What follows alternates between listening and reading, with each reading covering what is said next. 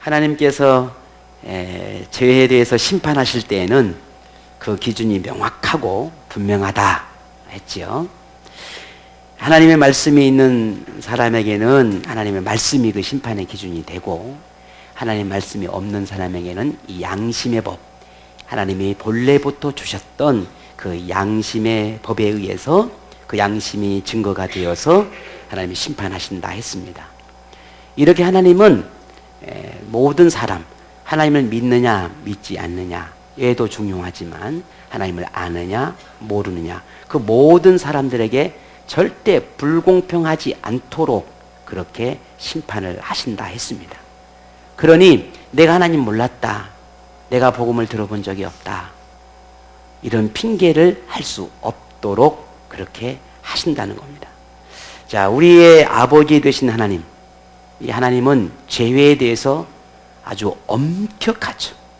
뿐만 아니라 죄에 대해서 반드시 심판하시는 분이시다 라는 겁니다. 이게 지난 한 3주 정도 쭉 우리가 살펴봤던 내용입니다. 자, 그러면 죄에 대한 이렇게 강력하게 심판하시는 하나님, 죄인에게는 결단코 하나님의 나라를 허락하지 않겠다 라고 하시는 이 꺾이지 않는 이런 하나님의 뜻을 우리가 하나씩 알아가고 있는데요. 자, 그러면서 여러분 하나님에 대해서 어떤 생각이 들어지십니까? 몇 주 동안 죄에 대해서 아주 리얼하게 계속해서 말씀을 하시지 않습니까? 어떤 생각이 드시던가요?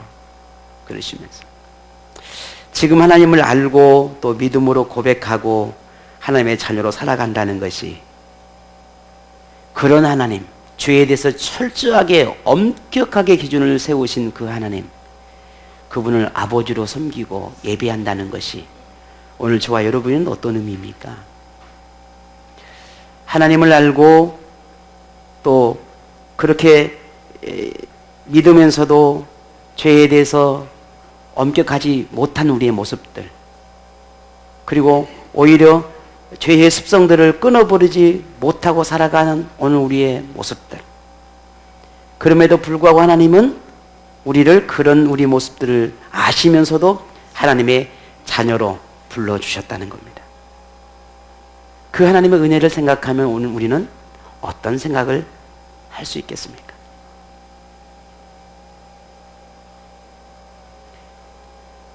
감사하지 않을 수 있을까요? 하나님 앞에 얼마나 그 마음에 어떤 마음으로 그 고마움을 표현할 수 있을까요? 그 말로 다 할 수 없는 그 은혜를 우리는 어떻게 고백할 수 있을까요? 우리가 그 어떤 것으로도 표현한다 하더라도, 그 무엇으로도 하나님의 그 은혜를 말한다 하더라도 다 할 수 없으리라 생각을 합니다. 제가 어렸을 때 어렴풋이 기억되는 한 할머니께서 하신 말씀 중에 하나가 뭐냐면, 그런 말씀을 하신 적이 있었습니다. 너희들이 부모의 그 은혜를 알면 머리를 뽑아서 신발을 몇 컬레를 신어도 부족하다, 그렇게 말씀을 하셔요. 그 말이 어렸을 때 들었는데 그게 뭔 말인지 알겠습니까? 머리를 왜 뽑아? 그런데 세월이 흐르면서 그런 생각이 문득 한번 들은 데가 있었어요. 할머니의 말씀이시긴 하셨지만 그런 조금 격한 말씀이시긴 한데, 하나님을 알아가면서 하나님의 은혜에 대해서 우리가 하나님의 은혜에서 응답의 삶을 산다는 것이 도대체 어떻게 표현하고 어떻게 말할 수 있어야 그 은혜를 다 고백하고 다 말할 수 있을까? 답은 하나더라고요. 불가능해. 불가능해. 오늘 여러분 그리스도인됨이 행복하십니까? 교회 와서 예배 드리는 게 즐겁습니까? 오늘 설교 끝냈습니다. 즐겁다는 분은 아멘이에요. 그거에 더 큰 아멘이 나오는데, 그거에 더 큰 아멘이 나오네. 예배를 끝낸다니까. 이걸 우리가 느끼고 알고 고백하며 산다는 것은 그 어떤 아름다운 포장된 설교나 말보다 더 중요합니다. 내가 그걸 고백하고 살아가고 있느냐. 내가 진심으로 내 마음 안에 그 은혜를 깊이 새겨가고 살고 있느냐라는 거예요. 이것은 세상의 그 어떤 설교보다, 그 어떤 것보다 가장 아름다운 삶입니다. 그렇다고 오늘 말씀을 안 할 수는 없잖아요. 여기서 끝낼 수는 없어. 하나님이 우리에게 주신 말씀이 있으니 또 오늘 한번 들어봐야 되지 않겠습니까? 오늘 본문의 배경이 된 이 유대인들은 하나님의 선택받은 나라, 하나님의 특별한 부름을 받은 민족이라고 하는 이런 자긍심을 가지고 살아가고 있었습니다. 자신이 유대인, 이스라엘이라고 하는 것이 너무나 자랑거리였고 자부심이었습니다. 이러한 민족의식의 배경은 구약시대부터 시작됩니다. 아브라함 때부터 시작되죠. 아브라함, 이삭, 야곱, 요셉, 그리고 왕정시대에서 다윗, 그리고 많은 선지자들 시대에서 하나님의 새로운 민족을 만드는 유대 민족이라고 하는 민족들, 그렇게 탄생을 하면서 하나님의 민족, 하나님의 선민이라고 하는 사상들이 거기서 일어나게 됩니다. 하지만 그런 세월의 시간들이 수천 년이 흐르면서 그런 민족의식은 점점 퇴색되기 시작했습니다. 하나님께서 부름받은 선택받은 어떤 그런 고유 민족의식들이 점점 더 퇴색해버렸어요.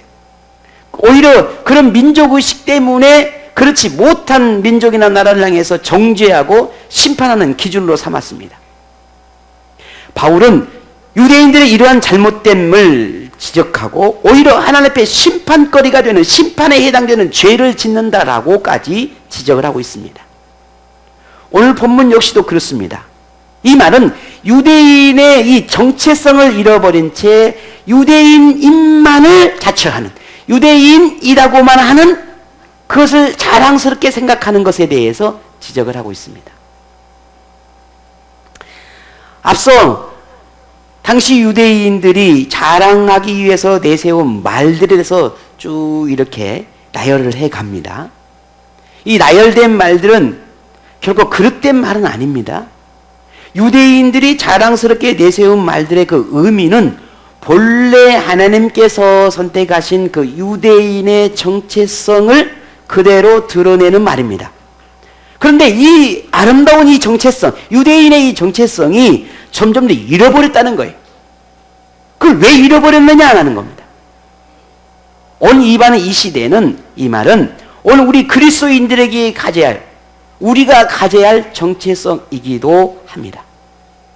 반대로 오늘 본문에 말하는 이 정체성을 잃어버리면은 우리도 겉으로는 그리스도인인데 그리스도인이 아닌 것이죠. 우리는 나를 하나님의 선택해 주셔서 내가 구원받았다라고 하는 걸 좋아하고 기뻐하고 예배하고 찬양하는데 정체성을 잃어버리니 겉으로는 그렇게 보이지만 그건 그리스도인이 아닌 것입니다. 자, 그러면 오늘 그리스도인이라면 자랑하고 자랑스럽게 얘기할 것들이 뭘까?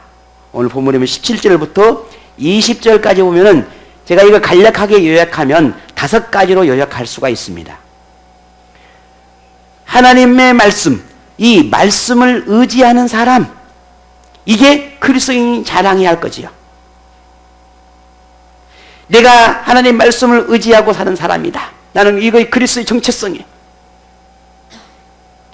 하나님을 자랑하는 사람, 말씀의 교훈을 깨달아 하나님의 뜻을 분간할 줄 아는 사람, 하나님을 알지 못하는 사람들을 하나님께로 인도하는 사람, 하나님을 알지 못하는 사람들에게 하나님의 자녀된 모범을 보일 수 있는 사람, 이런 사람이 그리스도인의 본래 모습이, 그리스도인이라면 이런 모습이 나타나야 한다는 거죠. 왜냐하면 이것이 그리스도인의 정체성이니까 그렇습니다. 자, 오늘 여러분 이 5가지 내용을 요약해 봤는데 이 내용 중에서 여러분이 해당된 게 몇 가지나 될 것 같습니까? 다입니다. 물론 오늘 내용이 5가지 내용만이 우리 그리스도인의 정체성을 정의한다라고 할 수는 없습니다. 다 말하는 건 아니에요. 하지만 우리가 그리스도인이라고 하는 것을 드러내는 특징은 분명한 사실이에요. 이런 특징들이 있어야 한다는 거죠. 만일 이 내용이 나와 전혀 상관이 없는 것 같다. 하나도 해당된 게 없다. 그럼 우리는 생각을 해봐야 합니다. 어쩌면 내가 정체성을 잃어버렸다라고 해도 과언이 아니에요. 다시 말해볼까요? 말씀을 의지하는 사람, 하나님을 자랑하는 사람, 말씀의 교훈을 깨달아 하나님의 뜻을 분간할 줄 아는 사람, 하나님을 알지 못하는 사람을 하나님께로 인도하는 사람, 하나님을 알지 못하는 사람들에게 하나님의 자녀된 모습들을 드러낼 줄 아는 사람, 내 삶을 모범을 삼을 수 있는 사람, 어떻습니까?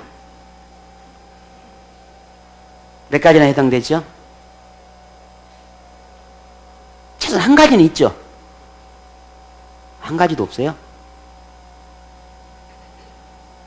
최소한 한 가지는 없나요? 있죠? 그래도 허나 못하나 잘하나 못하나 한 가지는 있을 거 아니라고요. 그죠? 그럼 오늘 아침부터 너무 맛있는 냄새가 솔솔 부엌에서 나던데 우리 아들이 쫙 내려오면서 아빠 아빠만 부르는 거예요. 아빠 오늘 부대찌개 하죠. 갑자기 부대찌개 하죠. 그래서 야 임마 아닌데 김치찌개 같은데 둘이 그러고 있을 때니까요. 누가 하여튼 너는 맨날 쉽게 눈만 먹을 생각만 하고 있지. 이게 부대찌개 같냐? 김치찌개구만. 그리고 말을 해놓고 보니까 나도 이상한 사람이 된 거야. 나도 아들 때문에 나도. 자, 이따가 맛있게 식사하시고요. 오늘 저한테 집중하시게요. 부대찌개 아니니까요.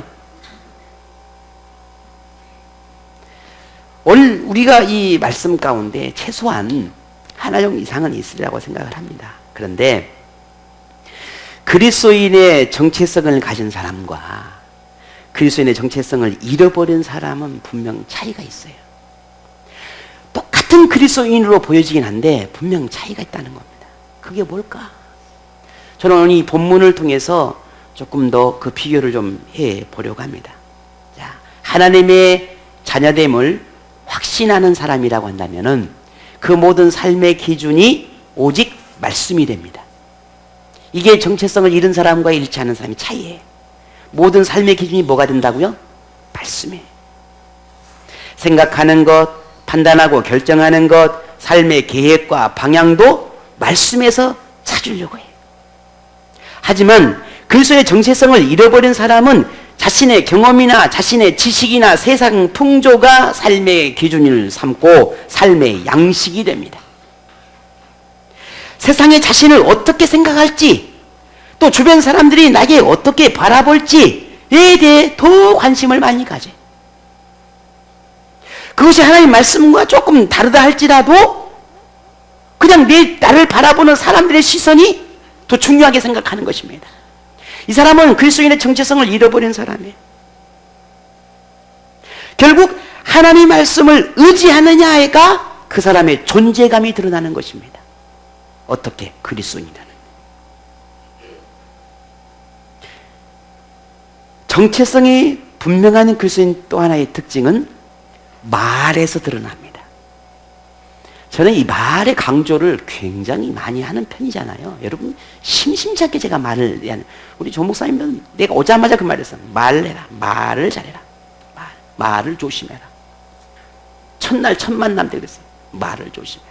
분간해라. 말의 지혜를 가져야 된다. 왜? 저도 말의 지혜가 없어서 참 많은 어려움이 있고 늘 힘들거든요.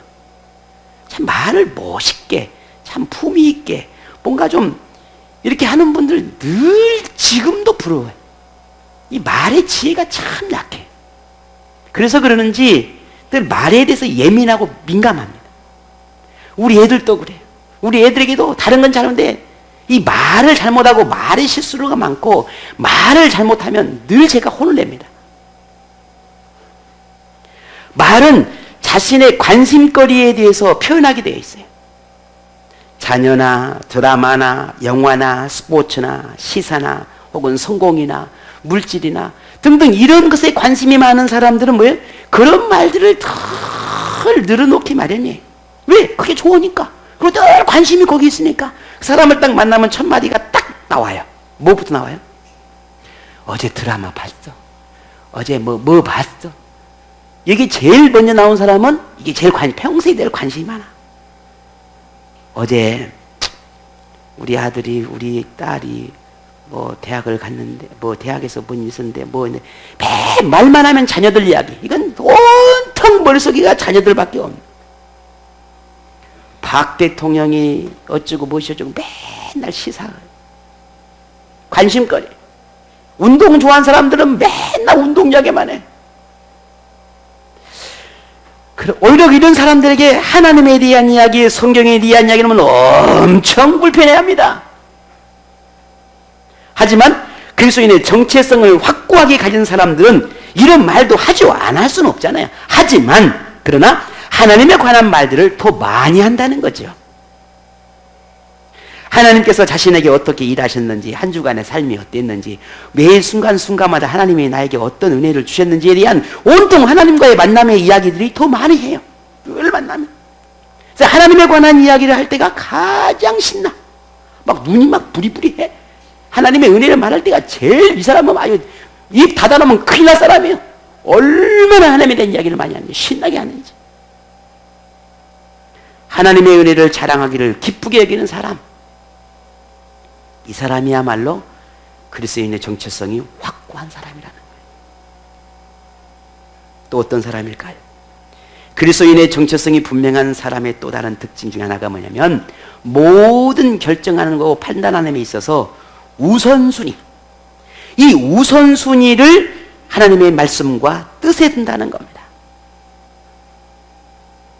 올 18절의 모든 율법의 교훈을 받아 하나님의 뜻을 알고 지극히 선한 것을 분간한다 했습니다.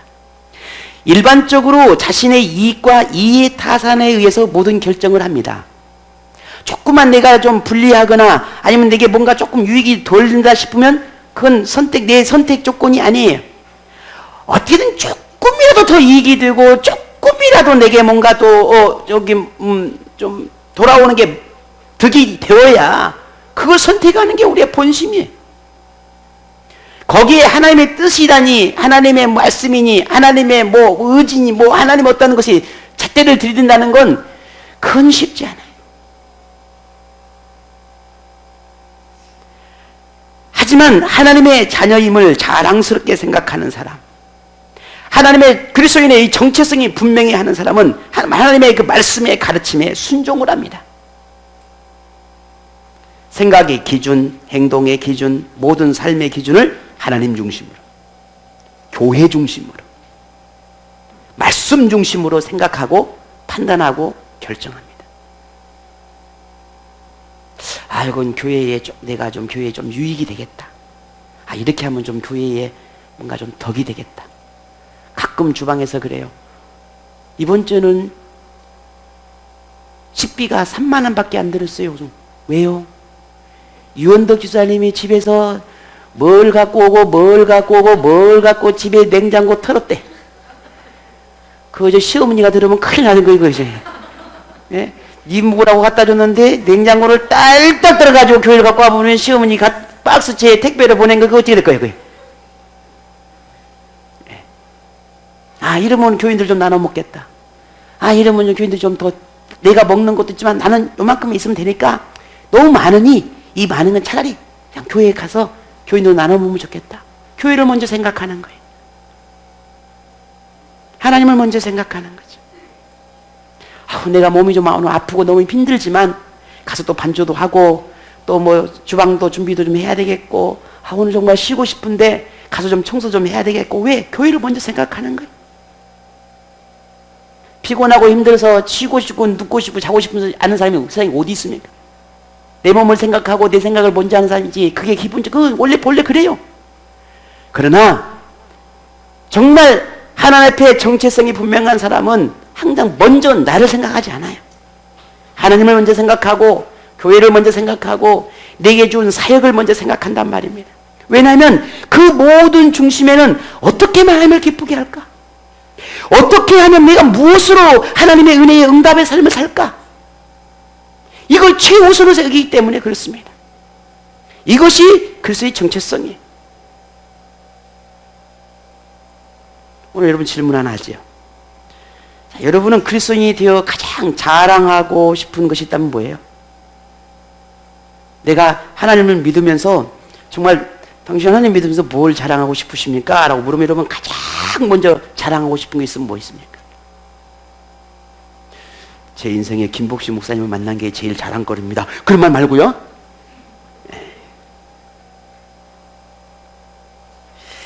누구든지 하나님 만나고 자랑하고 싶은 게 다 있을 것입니다. 말하고 싶은 게, 또 좋아하는 것이 얼마나 많겠어요. 말하고 싶은 게 있겠죠. 물론 저마다 다 하나 있죠? 여러분? 다 있지 않아요? 하지만 하나님 때문에 받아 누리고 살아가는 것을 하나하나 해야 한다는 게 그게 가능하겠습니까? 나열한다 한들 그 다 나열이 되겠습니까? 그렇지 않죠. 너무 많죠. 지난 한 주간의 삶 속에서 여러분 하나님께 주신 거라 생각하고 그것 때문에 감사하고 기뻤다라고 생각되는 게 몇 가지나 있습니까? 쭉 나열해 보십시오. 참 많을 것입니다.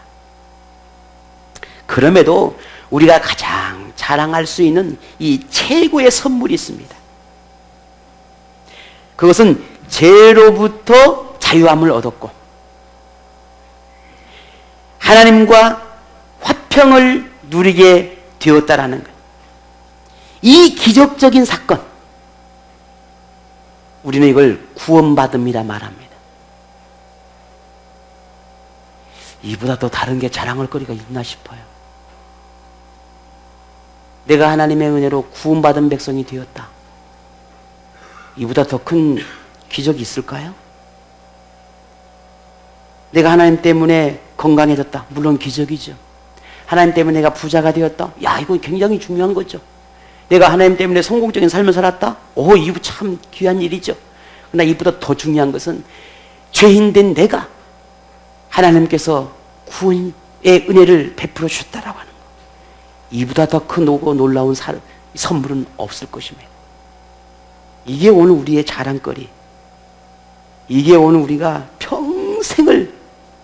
평생을 입이 마르고 닳도록 불러내어야 할 고백이 아니겠습니까? 그리스도인 정체성을 가진 사람이라면 이런 구원받았음에 대해서 감추려 하거나 혹은 너무 귀하니 나만 이 구원받은 은혜를 가지고 있어야지 그렇게 생각하는 사람은 아무도 없습니다. 그렇게 행동하지도 않습니다. 구원의 은혜가 얼마나 크고 놀라운 것인지, 이 구원의 은혜가 임했다는 것이 얼마나 감격스러운지 다른 사람은 몰라도 나는 알잖아요. 제가 여러분의 한 분 한 분의 그 구원의 감격을 나는 아무것도 모릅니다.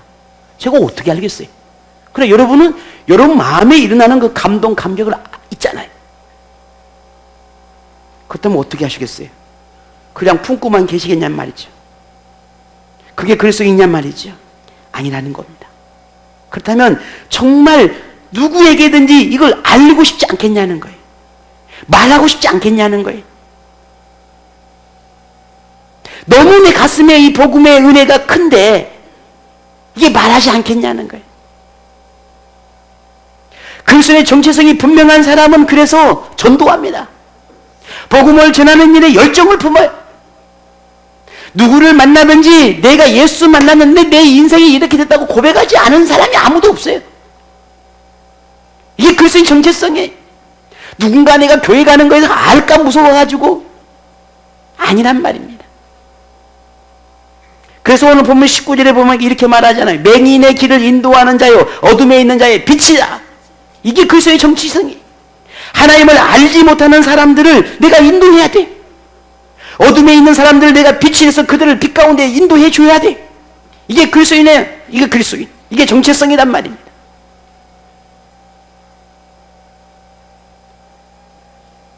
그리스도의 정체성을 잃어버린 사람과의 가장 큰 차이는 뭐냐? 나는 무엇을 자랑하고 살아가느냐는 거예요. 내 고백이 예수인가라는 겁니다. 그러지 못한 사람을 나는 어떻게 그들을 인도하기 위해서 몸부림치는가라는 차이예요. 이게 차이입니다. 그리스도인 정체성이라고 하는 것에서는 구별된 사람이 되었다라고 하는 의미가 거기 안에 포함되어 있습니다. 구별된 사람이라는 거예요. 구별된 사람, 구별된 생활, 구별된 인생의 존재임을 깨닫는 것, 이게 정체성을 갖는 거예요. 하나님의 부름에 응답하는 순간 세상과 구별된 생활을 해야 한다는 그런 책임과 의무가 부여된 것입니다. 그래서 그리스도인의 이 정체성이 분명한 사람은 세상 사람과 다른 삶의 양식을 가지고 사는 것을 결코 불편해하지 않습니다.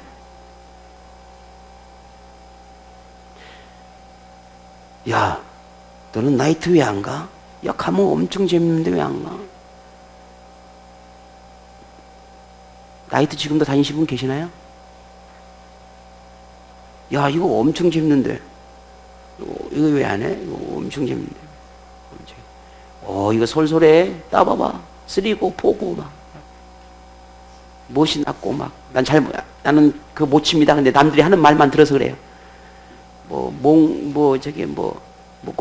해가지고, 어쩌고, 해가지고, 막. 예? 피박, 광박, 막, 이렇게 막. 하고,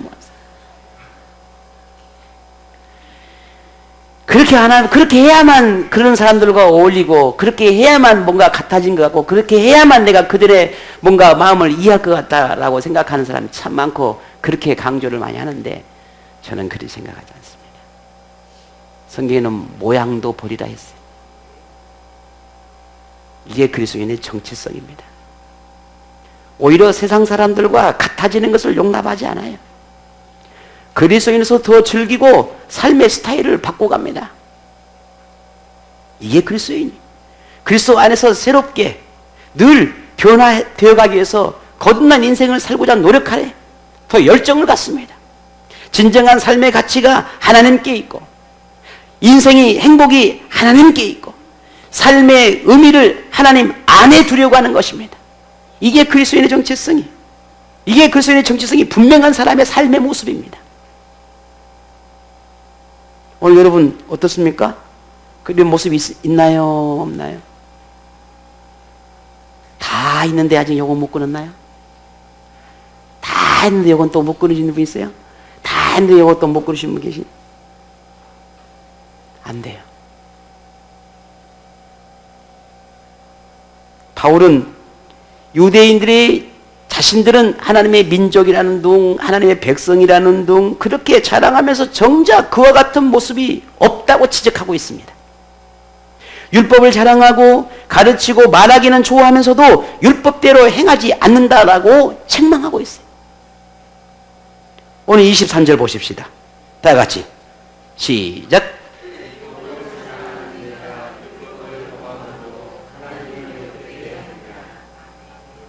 율법을 자랑하고, 네가 하나님의 자녀라는 걸 자랑하고, 네가 그리스도인이라는 것을 말하는데 결국 그리스도인이라는 것을 너게 볼 수가 없다. 그리스도인이라고 말하는데, 교회를 다닌다고 말하는데 난 너의 모습에서 그걸 볼 수가 없어. 니나 내나 다를 게 뭐 있어? 똑같은데. 그렇다고 말을 잘해, 그렇다고 뭔가 아름다운 뭔가 삶이 있어? 없어. 그러니 야, 그래가지고 하나님이 너 같은 사람을 내버려 둔데, 야, 나도 뭐 굳이 갈 필요 뭐 있어? 오히려 하나님을 욕되게 한다는 겁니다. 말은 그리스도인처럼, 모습은 그리스도인인데 정체성을 잃어버리니 오히려 하나님을 욕되게 하는 그런 모습이 있다는 겁니다. 그리스도인이 하나님을 의지하지 않고, 하나님 말씀을 따르지 않고, 하나님의 뜻을 거스리고 그리스도인답지 않는 모습으로 살아가니 그 모습이 어떻게 하나님의 자녀라 할 수 있겠는가 하는 말입니다. 하나님을 모르는 사람이나 뭐가 다르겠느냐 하는 겁니다. 이런 그리스도인 정체성을 잃어버린 그리스도의 모습이라는 것이죠. 오히려 바울은 더 강력하게 책망합니다. 뭐라고 책망한가요? 24절 한번 읽어보겠습니다. 시작.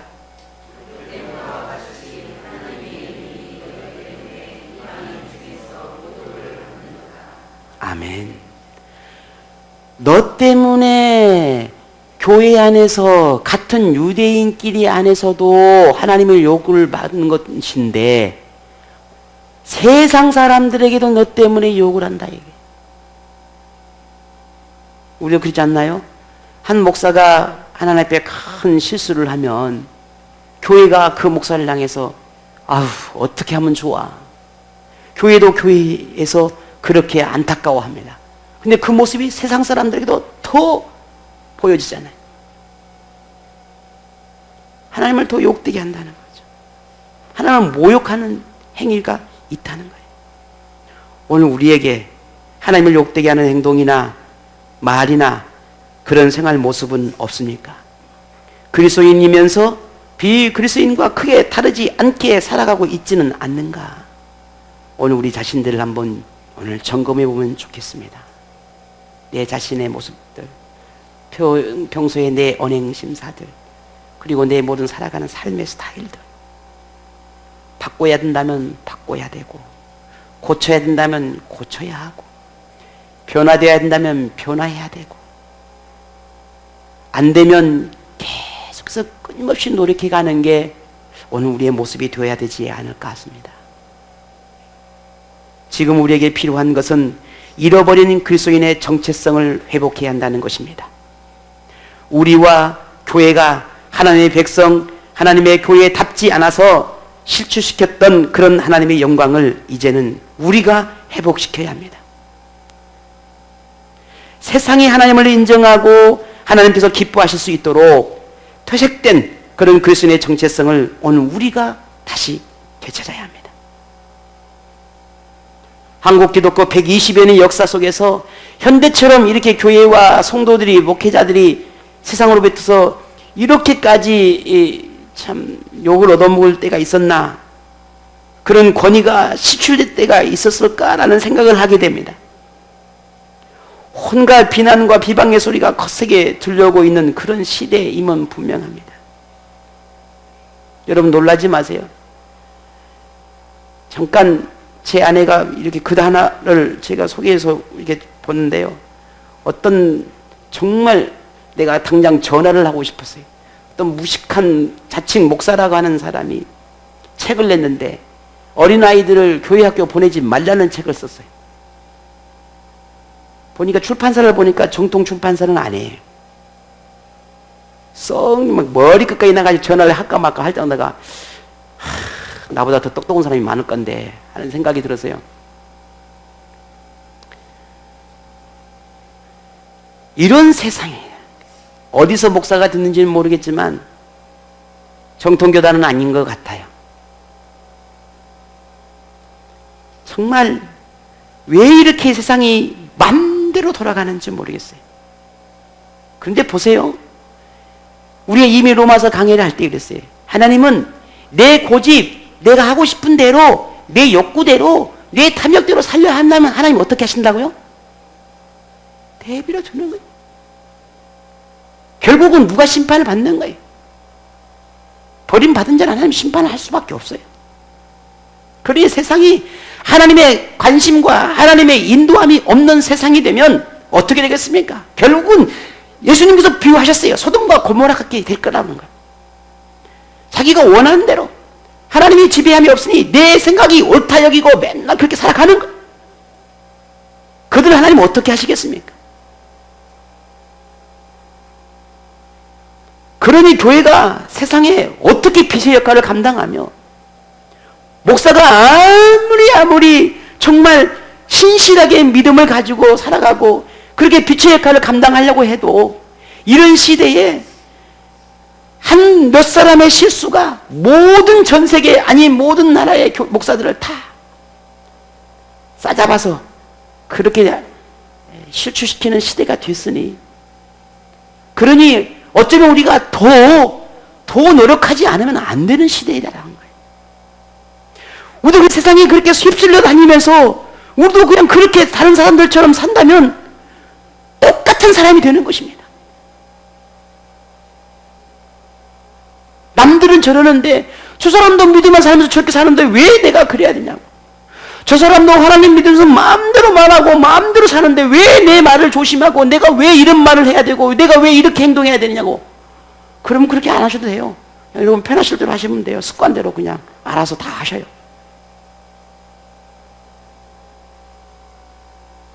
달라지잔 말이죠. 우리는 좀 다르자는 거죠. 우리 안에는 뭐가 있습니까? 복음이 있잖아요. 우리가 세상에 앞장서서 그들을 바꿔놓을 수는 없습니다. 그러나 나는 내 자신을 바꿀 수 있는 노력은 할 수 있잖아요. 정체성을 잃어버린 결과입니다. 그리스도인이 그리스도인답지 않게 정체성을 잃어버리고 교회가 교회의 정체성을 잃어버린 결과입니다. 본질을 떠나버리니 그냥 의리의리한 큰 교회에만 바라보고 목사가 목회를 하고 남의 교인까지 뺏어 와서도 세워 넣어야 하는 그런 현실들.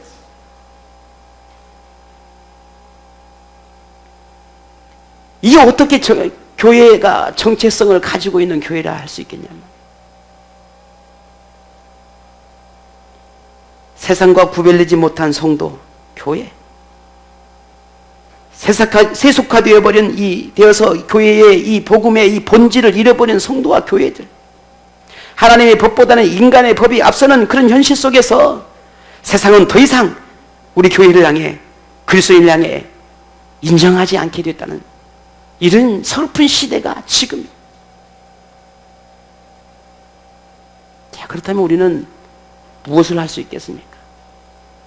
어떻게 하겠습니까? 예배가 회복되어야 합니다. 저는 지금 목회할 뿐만 아니라 이 성도로서 그리스도인으로서 아무리 생각해도 이 시대가 이렇게 될 수 있는 것은 예배가 사라졌기 때문입니다. 아무리 생각해도 다른 이유를 찾아볼 수가 없어요. 예배가 사라졌어요. 예배가.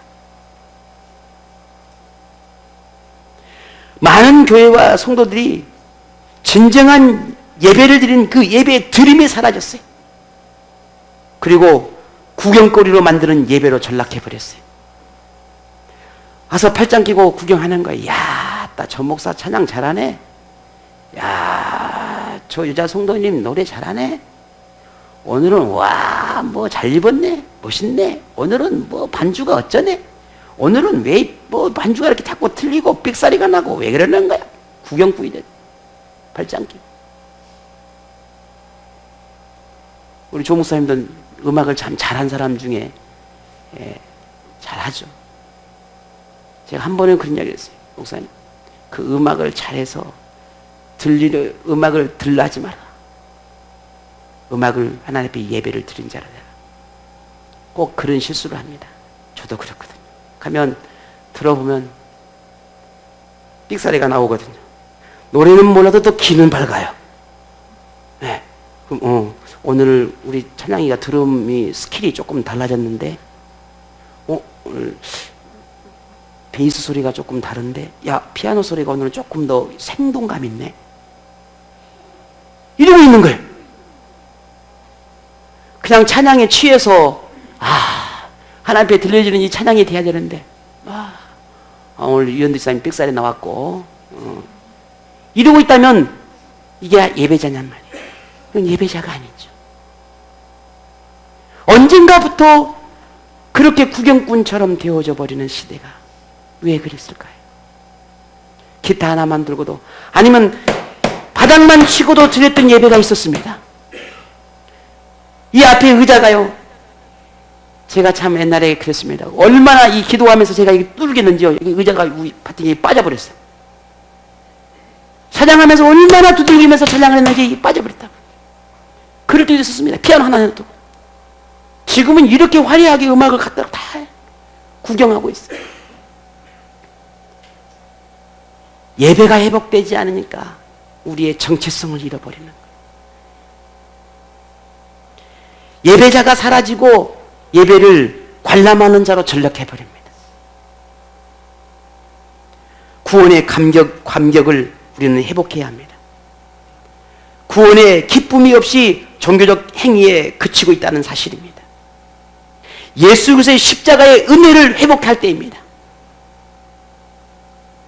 그리스도의 정체성을 회복해야 합니다.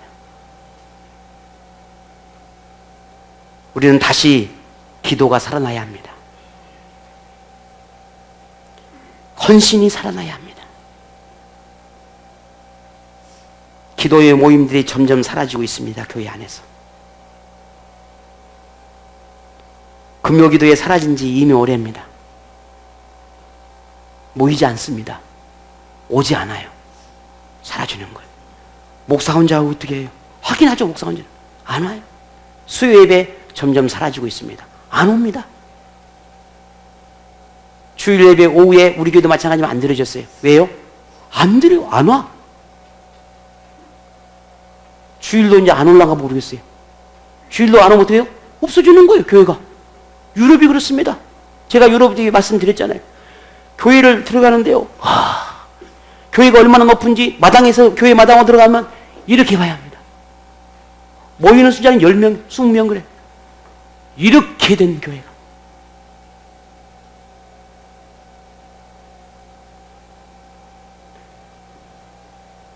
기도가 사라지면 정체성은 사라집니다.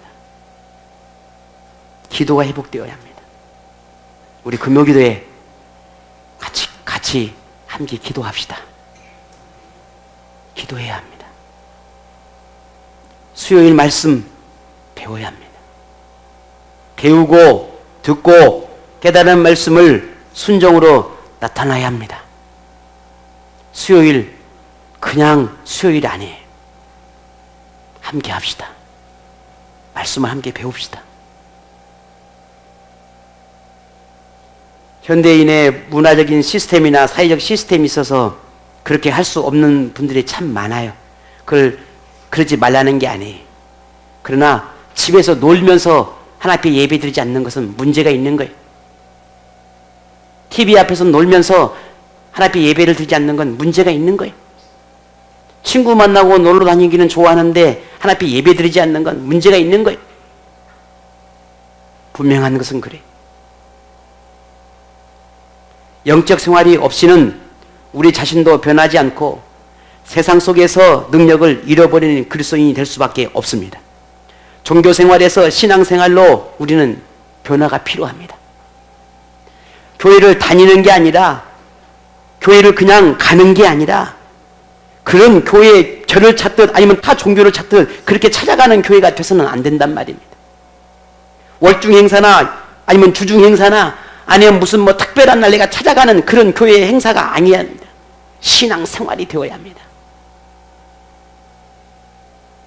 신앙생활의 경건함을 회복해야 합니다. 영적 경건함이 없이는 결코 그리스도인의 역할을 감당할 수가 없습니다. 저는 그래서 여러분에게 한 가지 부탁을 드려요. 제 입이 마르고 닳도록 말을 합니다. 매일매일 말씀을 묵상하는 것, 이 큐티하는 것, 이것을 여러분 늘 말씀을 드립니다. 또 오늘 말씀을 드립니다. 매일 말씀을 붙잡고 하나님 매일매일 내게 주시는 그 말씀을 묵상하고 나는 어떻게 오늘 하나님 말씀대로 살아낼까? 나는 어떻게 하면 오늘 하나님이 원하시는 그 삶을 살아갈 수 있을까? 내가 어떻게 하면 오늘 하루를 정말 믿음 안에서 승리할 수 있을까? 고민하고 생각하고 기도하는 삶이 되어져야 합니다. 그래서 말씀을 붙잡지 않고는 불가능합니다. 저도 밴드를 몇 번 포기하려고 노력을 했었어요. 나 혼자 목사 혼자 그냥 나는 내가 큐티하니까요. 저는 큐티하면 되지. 근데 여기저기서 뭐 이런저런 이런 말씀을 해서 하자. 그래서 밴드를 여러분 계속 하고 있잖아요.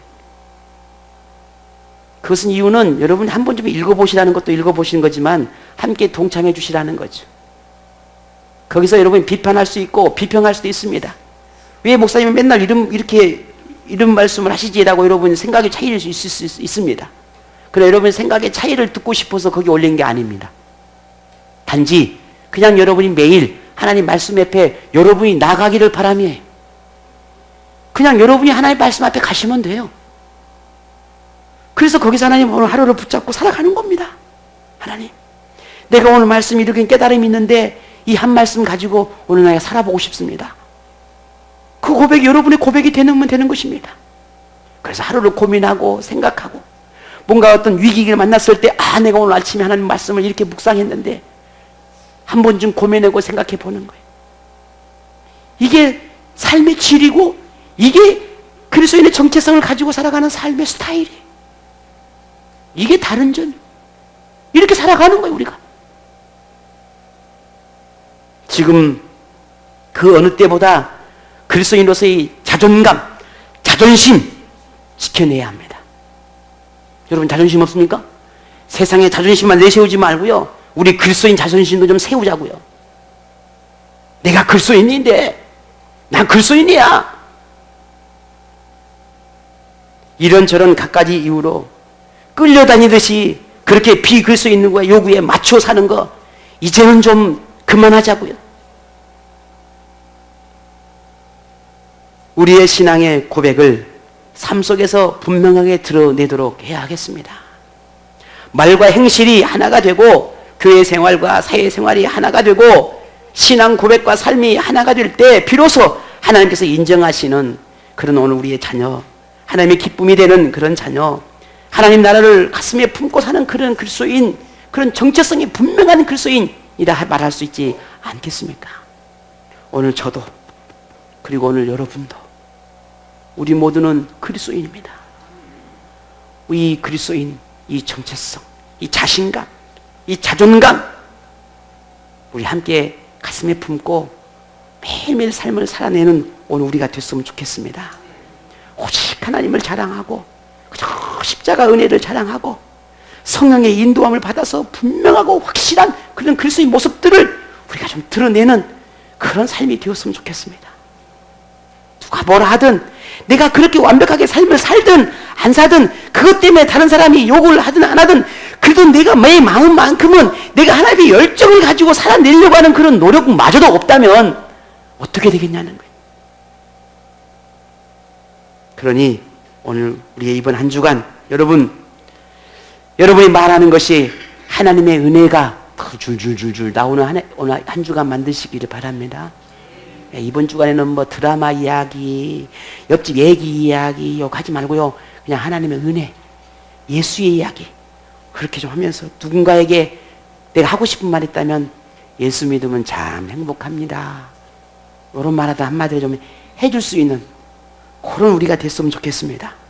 그래서 그런 여러분 삶 가운데 하나님 은혜를 주실 겁니다. 하나님의 은혜 속에 살아가는 한 주간 그냥 예수 냄새가 풀풀 나는 그런 한 주간의 삶이 오늘 저에게도 그리고 여러분에게도 우리 모두가 함께 하기를 축복합니다.